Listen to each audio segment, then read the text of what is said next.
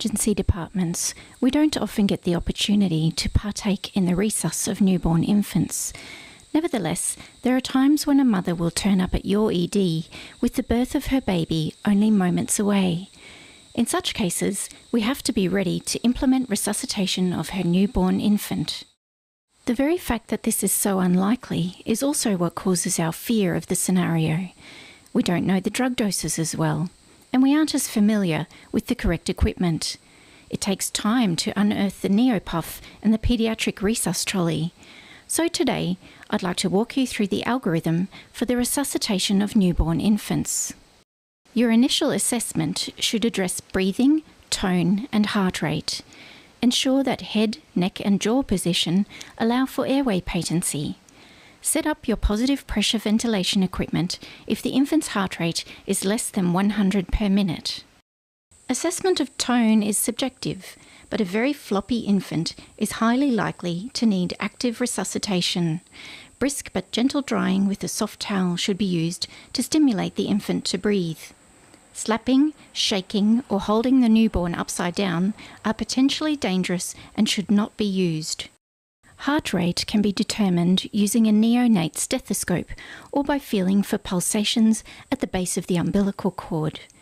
Pulse oximetry provides a continuous display of heart rate within about a minute of birth. If the heart rate is persistently less than 100 beats per minute, assisted ventilation should be commenced now. The aim of ventilation in newborns is to establish their functional residual capacity. Ventilation is judged to be effective if the baby's heart rate is sustained at greater than 100 beats per minute. There should be slight rise and fall of the chest and upper abdomen. Only consider suction if there are obvious signs of obstruction. Good technique and knowing your equipment are vital in achieving adequate ventilation. If target pressures are not being met, check for leaks or inadequate gas flow. If pressures are being achieved but there's no chest movement, adjust head and neck positioning, increase inflation pressure, and consider use of alternative airways. If suitable equipment is available, a positive end expiratory pressure of at least 5 can assist with lung expansion, help establish functional residual capacity, and improve oxygenation. Higher levels of PEEP, 8 or above, should be avoided as they may reduce pulmonary blood flow or cause pneumothorax. Blood oxygen levels of newborns can take up to 10 minutes to rise above 90%. Even brief exposure to excessive oxygenation during resus can be harmful to newborns. Therefore, air should be used initially, with supplemental oxygen reserved for those whose SATs don't meet the targets shown. Assess for response after each step in the algorithm. Every 30 seconds is recommended. Move to the next step if heart rate, breathing, tone, and oxygenation do not improve. At this point, chest compressions may be added, but only if you're sure that ventilation technique has already been optimized. Compressions are indicated when heart rate remains below 60, despite 30 seconds of adequate assisted ventilation. The two-thumb technique is strongly preferred, with 3 compressions to every 1 breath. Effective compressions will show pulsations on the oximeter trace. Aim for 90 compressions per minute. Knowledge and skill allow for the best conditions when intubating neonates. Attempts should be limited to 20 seconds to minimize bradycardia and oxygen desaturation. Whilst there is evidence that rapid sequence induction is beneficial to infants needing intubation, it is not part of the official algorithm at this time. We have now reached the bottom of the algorithm, and this is where venous access, adrenaline, and fluids are considered. If you have a full resus team, someone can be working on access while the previous steps were taking place. The preferred access in newborn infants is the umbilical vein, which can be used for both adrenaline and fluid administration. Administration of drugs or fluids should not detract from the continuity of efficient ventilation and chest compressions. Adrenaline should be given as close to the heart as possible, preferably through an umbilical venous catheter.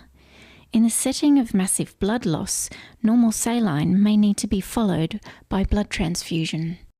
Once adequate ventilation and circulation have been established, the infant should be assessed in a special care nursery where appropriate care can be provided.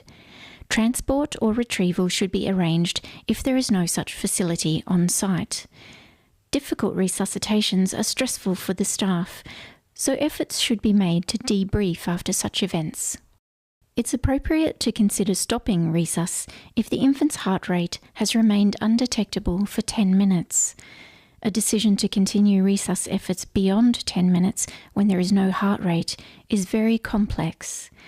Every opportunity should be taken to keep the parents informed as much as possible during this time. If it is decided to withdraw or withhold resuscitation, care should be provided in a way that is focused on the baby's comfort, if signs of life are still present, and dignity, and on support of the parents. Witnessing the resuscitation of their baby is distressing for parents regardless of outcome. On a personal note, my son Christopher was born via emergency C-section with an APGAR score of 0. After an initial failed attempt, he was intubated at 3 minutes old. After 2 doses of adrenaline, his heart rate increased to over 100 by the age of 11 minutes.